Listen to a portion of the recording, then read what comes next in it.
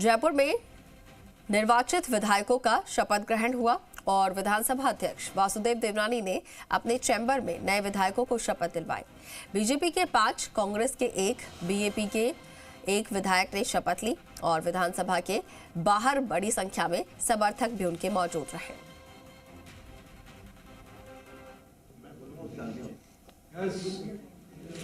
तस्वीरें आपको दिखा रहे हैं, ये वो नवनिर्वाचित विधायकगण जो कि शपथ ग्रहण करने के लिए आज पहुंचे थे और विधानसभा स्पीकर के चैम्बर में उन्हें शपथ दिलवाई गई। और अब तक की जो अपडेट है वो हमने आपको बताई कि 7 में से 6 विधायकों ने शपथ ग्रहण किया और 1 विधायक बताया जा रहा था कि कुछ देर बाद पहुंचेंगे और अपना शपथ ग्रहण करेंगे। मुख्यमंत्री जी ने 10-11 महीने अच्छा काम किया है, रिजल्ट आपके सामने। अगर मौका मिला तो सेवा करने के लिए देखिए, मैंने आपको पहले निवेदन किया है कि अभी ये बड़े नेताओं का काम है, हम तो एक कार्यकर्ता हैं, कार्यकर्ता को मौका मिला है। मिले तो आपको विधायक का मौका मिला ना, विधायक का मौका जनता ने दिया है सेवा कर। मैं नागौर की जनता के साथ, किसानों के साथ आया हूँ, रेवतराम डांगा के साथ आया हूँ। अच्छा, क्या लगता है कि रेवतराम डांगा आपके विश्वास पर खरे उतरेंगे लगातार? रेवतराम मेरा विश्वास नहीं, जनता के विश्वास पर खरा उतरेगा, 36 कौम के लोगों के विश्वास पर खरा उतरेगा। जनता की सेवा करेंगे और भारतीय जनता पार्टी का जो एजेंडा है उसको जनता में लागू करेंगे। जनता से जो वादे किए हैं वो पूरे करेंगे। सिर्फ भारतीय जनता पार्टी में साधारण कार्यकर्ता हूँ, इस तरह का कोई सोच नहीं है मंत्री पद का। इस तरह का मुझे पूरी उम्मीद है कि मैं उनकी जो उम्मीदें और आशाएं उन पे खरा उतरूंगा और इन 4-5 सालों में बेहतर से बेहतर हम लोगों को 84 के लिए काम करेंगे। पारंपरिक वेशभूषा में आए हैं, क्या है इसके पीछे क्या कहना है? हमारी जो संस्कृति है उसे जिंदा रखना चाहिए। शांता देवी पुनः जो अमृतलाल जी के जगह पे निर्वाचित हुई है, ये हमारे क्षेत्र जो आदिवासी क्षेत्र है इसके लिए बड़े सौभाग्य की बात है कि भारतीय जनता पार्टी ने पुनः अपनी जो सीट है वो कायम रखी है और आने वाले समय में और इससे भी ऊपर जीत दर्ज करेंगे हम निश्चित। इस बीच भरतपुर के नदबई से बड़ी खबर, आखिर नदबई में कब लगेगी चोरी पर लगाम, ये सवाल उठ रहे हैं। लगातार चोरी और लूट की घटना से लोगों में आक्रोश है। नदबई में पुलिस पर नहीं, आमजन का विश्वास। देर रात कबई में आधा दर्जन से ज्यादा मकानों के ताले टूटे और यहां से लाखों के जेवरात, नकदी और अन्य सामान चोरी कर ले गए हैं। एक साथ 6 घरों में चोरी की वारदात हुई और इससे ग्रामीणों में बेहद नाराजगी है। लोगों ने पुलिस गश्त पर सवाल उठाए, ग्रामीणों ने पुलिस पर गंभीर आरोप भी लगाए। सूचना के करीब 3 घंटे के बाद भी यहाँ पर जो पुलिस है वो नहीं। और चलिए, नवनिर्वाचित विधायकगण मीडिया से रूबरू हो रहे हैं, सुनवाते हैं। थोड़ा सा नीचे रखो, चेहरा तो आने दो सबका।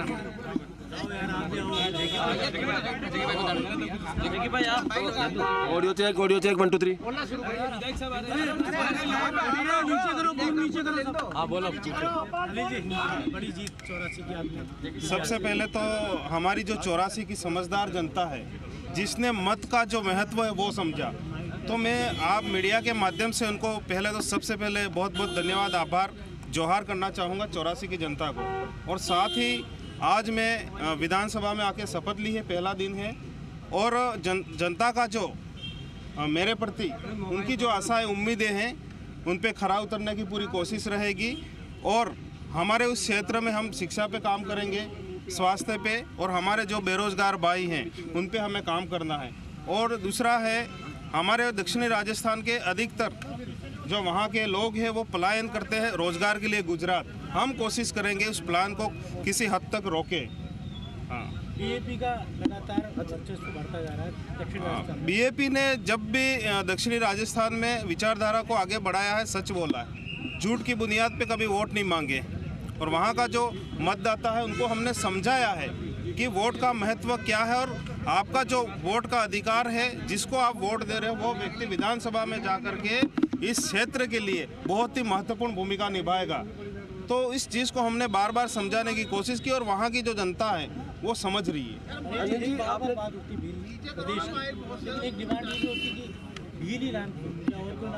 बिल प्रदेश हमारे पुरखों की मांग है, हमारे पुरखों की मांग है और उस मांग को हम अनवरत मांग रहे हैं। और कोशिश भी हमारी ये रहेगी कि हमारा जो 4 राज्य है उन 4 राज्यों को मिलाकर के 20 बिल प्रदेश की जो मांग है, उस मांग को हम आगे भी निरंतर रखेंगे और कोशिश करेंगे कि हमें सेपरेट हमारा अलग से बिल प्रदेश मिल जाए। अनिल जी, आपने कहा जनता समझदार है। हाँ। 71,000 का अंतर था जब राजकुमार रोज जीते, अब वो अंतर घट गया। बीजेपी अंतर घटा नहीं है, बीजेपी भी यही कह रही है अंतर घट गया, अगली बार हम वहाँ पर जीतेंगे। क्या कहना? ये जो चुनाव था उपचुनाव था, यहाँ पर पूरी सरकार लगी थी धन बल के साथ, मंत्री भी लगे थे, तो टोटल जितना भी तंत्र था 84 में लगा था और पैसा पानी की तरह बहाया।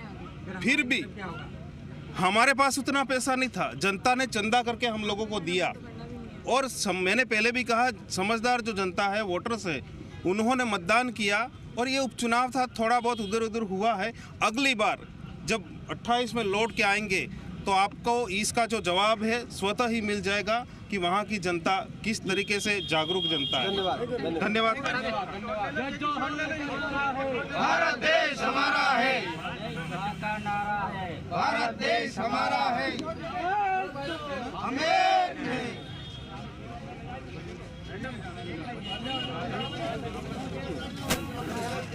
विधायक अनिल कटारा जो है वो मीडिया से यहाँ पर रूबरू हो रहे थे और साफ तौर पर उनका ये कहना है कि जीत कर आए हैं और 84 की जो जनता है वो बहुत ही समझदार है। उन्होंने वोट देकर उन्हें जीत हासिल करवाया। एक तरीके से 84 जो सीट है वो बीएपी की पारंपरिक सीट अब यहाँ पर बन चुकी है, तो ऐसे में अपना गढ़ बीएपी ने बचाया और जीत हासिल की है। और अब आदिवासी, क्योंकि पूरे वेशभूषा में अनिल कटारा यहाँ पर पहुँचे थे और साथ के साथ भील प्रदेश की जो उनकी मांग है एक बार फिर से वो भी दोहराया और यही कहा कि क्षेत्र में जो बेरोजगारी है, जो युवा है, ख़ास तौर पर उनके लिए वो काम करते हुए नजर आएंगे और विकास की काम करेंगे।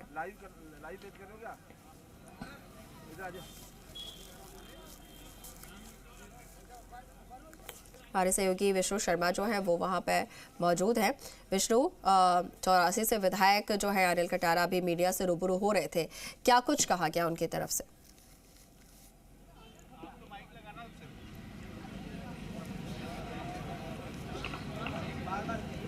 विष्णु, अब तक आवाज पहुंच पा रही है?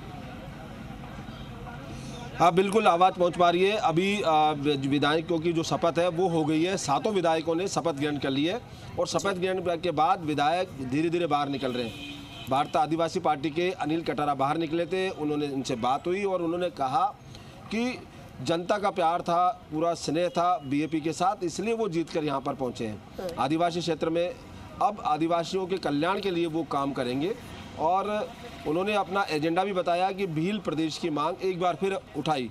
उन्होंने कहा कि भील प्रदेश की मांग वो करते हैं, वो उनके पुरखों की मांग थी। जब उनसे सवाल किया कि भील प्रदेश ही क्यों, तो उन्होंने कहा ये उनके पुरखों की मांग थी। हालांकि वोट प्रतिशत जो गिरा इस बार बीएपी को, पिछले बार राजकुमार रोत ने जब चुनाव लड़ा था विधानसभा में तो 71,000 के आसपास वोट मिले थे और इस बार अंतर जो घटकर 24,000 के आसपास रह गया। तो उन्होंने कहा कि ये उपचुनाव था और इस उपचुनाव में पूरी मशीनरी सरकार की, उन्होंने आरोप लगाया कि सरकार की मशीनरी लगी हुई थी। ऐसे में उन्हें जो वोटों का भले ही अंतर कम मिला लेकिन जनता का प्यार मिला। साथ ही 2028 के चुनाव में उन्होंने दावा किया कि एक बार फिर बीएपी उभर के आएगी। लगातार यहाँ पर विधायकों के बाहर निकलने का सिलसिला बना हुआ है। जो विधायक आते जा रहे हैं उनसे बात कर रहे हैं। जी ठीक है विष्णु, और भी तस्वीरें हम दर्शकों तक पहुंच